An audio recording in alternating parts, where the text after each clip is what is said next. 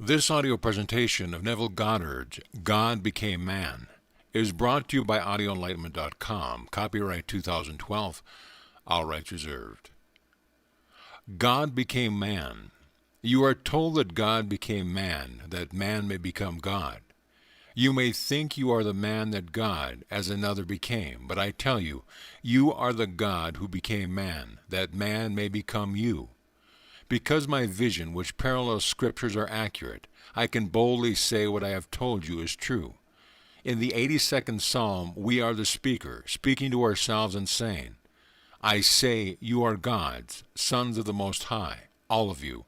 Nevertheless, you will die like men and fall as one man, O princes. We are the sons of the Most High, and we and our Creator are one. Although we are now in the world of men, we have been promised that posterity will serve us and tell of the Lord who wrought it. You and I actually became human, that humanity may become spirit as we are. You are not a little worm that God became. You were God before you devised the grand experiment, knowing that it was the only way that man become as you are. Reverse your thinking. Think of yourself as God, and you will have an entirely different feeling about becoming man. Although certain passages of Scripture are not understood on this level, their meaning will be revealed, for we made everything because we loved it. Then we became man or man and woman to raise and glorify our creations. We had to completely forget our true self in order to assume our creation and to raise it to our level. The 22nd Psalm begins with our cry of despair. My God, why have thou forsaken me? But ends on this triumphant note. Posterity will serve him. Men will tell of the Lord to the coming generation, and proclaim that he has wrought it to those who are yet unborn. This is not referring to another generation, but to the gods who have not yet discovered they came down, assumed human nature, and then accomplished what they set out to do. The drama begins with the crucifixion, when God has union with man. It ends with the resurrection, when God raises man to the level of himself. Everyone will be raised to that level because we are the gods who came down. The 82nd Psalm begins, God has taken his place in a divine society. In the midst of the gods he holds judgment, saying, Ye are gods, sons of the Most High, all of you. Nevertheless you will die like men and fall as one man, O princes. Dying in order to become man, we have assumed man's entire nature in order to raise man to the level of love. For in the end there is nothing but love. Look around and you will see what man has done, is doing, and is capable of doing. And you will see the nature we took upon ourselves to raise it to that level of infinite love.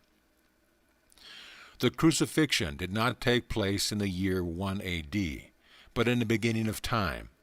The Bible begins, In the beginning God. The word translated God is Elohim, which is a compound unity of one made of many. We are the gods who created the heavens and the earth. Many years ago I relieved that event by fulfilling the 42nd Psalm. Taken chronologically, this psalm appears to have happened in 1000 BC, yet I remember when I became man. Hearing a voice in the depth of my soul proclaim, I am God in the act of waking, I began to whirl in space and time. Then I felt myself being sucked into this crucifix. My hands were vortices, my feet vortices, my side a vortex, and my head a vortex, as I, life itself, became one with man. I was not man waiting for life, I was life which entered man. I took upon myself the cross that is man, to bear and raise it to the level of love. Everything, regardless of how horrible it seems to me, was made in love and must be raised to the level of love. 139 days after I woke and rose from my tomb, God's only begotten Son, David, revealed me as his father. I did not become the father at that moment. I was always the father, but came down and took upon myself the cross that is man, to raise him to the level of fatherhood. Now in the 10th verse of the 22nd Psalm we read, Deliver my life from the power of the dog. In the King James Version, the Hebrew word yachid is translated as my darling, and as my life in the Revised Standard Version. The word first appears in the 22nd chapter, the 2nd and the 16th verse of Genesis, where it is translated as my only son. That is what the word Yachid means in Hebrew. So we see that the psalmist was asking to deliver his only son from the power of the dog. And in the 16th psalm, David speaks, saying, Thou wouldst not leave my soul in hell. Here the word translated hell means uncovered, to disclose, to reveal, to take off the cover. In other words, do not leave me uncovered, but reveal me, that I in turn may reveal you, for the Father will never be known save through his Son, who must be uncovered. The night I kept my promise, I exploded in my Son. He who had been concealed was set free, to reveal me as God the Father. I did not become God the Father, I was always He. I had purposely buried my Son with me when I played the part of man, and then I unveiled my Son so that he could reveal me as God the Father. The night I fulfilled the statement, deliver my only son from the power of the dog, I was possessed by a vision of two very handsome men standing at my side. They were about 40 years of age and were looking at my son, a lad of about 12 or 13, with lust beyond measure. Then I reminded them of David's victory over Goliath, as I pointed to his severed head on the table before me.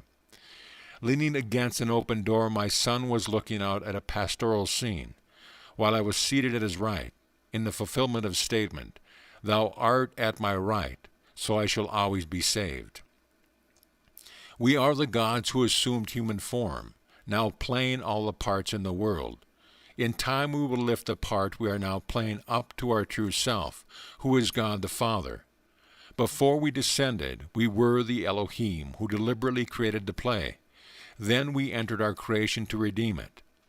Although this may seem arrogant, I know what I am talking about.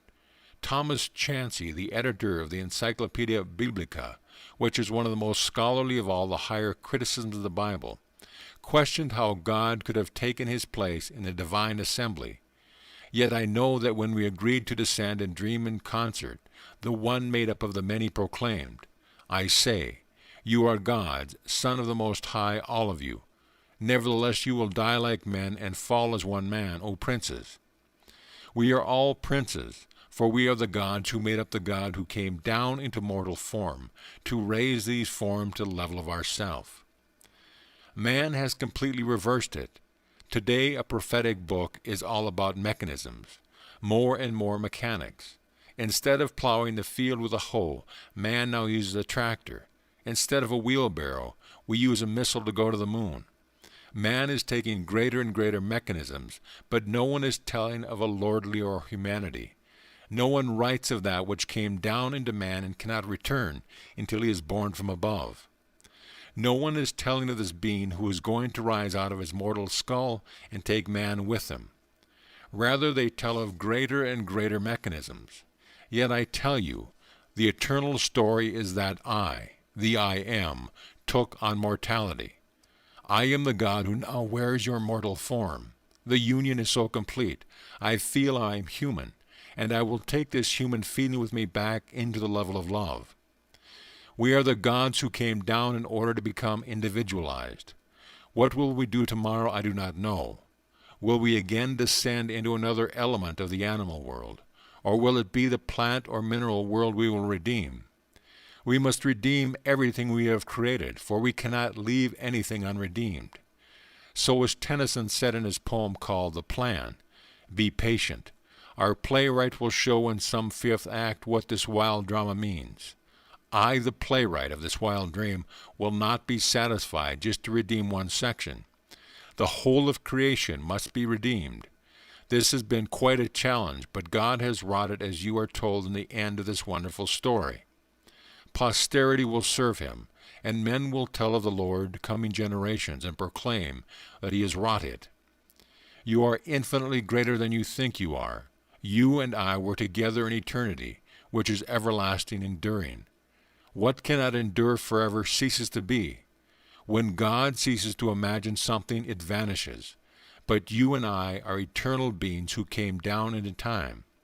As Blake said, we build mansions in eternity in these ruins of time. Not one thing that has ever happened, is happening, or will happen is out of kilter. It is all in order. Recently the Pope said that a man should not go against his conscience, but his conscience must be educated to conform to the doctrine of the Church. Of all the nonsense in the world, here is a man who sets himself up as the criterion of all that is right or wrong. Let us go back to Scripture, for it hasn't a thing to do with this outside world of death. Now in the beginning we created the bull, the mule, the harlot, the homosexual and lesbian. We made everything because we loved it. So why, at the end of the drama, should two men look upon my only begotten Son with such lust? To fulfill the 20th verse of the 22nd Psalm, deliver my only Son from the power of the dog, the power of the male temple harlot, for that is what the word dog means. Seeing the look of lust in their eyes, I reminded them of David's victory over the giant whose head, completely severed from the body, was on the table before me. Everything is in order. The men had to be there when I broke the tomb, for I could not leave my only Son in this world of death. Rather, I will take him with me, for being a man after my heart, David has done all my will. My Son played every part that I have played while wearing the part of man. I would not leave my loved one in this world of death, so I broke the grave and resurrected him. Having redeemed him, I now take him into my heavenly state, where without speech we share in each other's wisdom. I urge you to condemn no one. No matter what he has ever done, you have done it or will do it, or are doing it now. Every part was created by the gods who came down and assumed human nature in order to play them all. That was our crucifixion. I remember the night I led the procession to the house of God. I can still feel the ecstasy I knew as I became the 6 vortices, the Magen David, the great Star of David, and was sucked into and took upon myself the cross of man. Now, like Paul, I teach Christ as imagination's power and wisdom, crucified. Christ is now in you because he has already been unified with the body you wear. And you will remember who you really are when you reenact the drama of Scripture. If you really want to awaken, dwell upon what I have told you. I am not flattering you. You and I are the gods who came down. We are not less than we were before we came. We are greater for having descended, and for redeeming this section of creation called man. But we cannot leave any section unredeemed. We have now proved that we can come into the world and overcome death, and we will redeem everything we created in time. We created every state and loved it at the time of creation, and we will play every state before the quiescence of it all.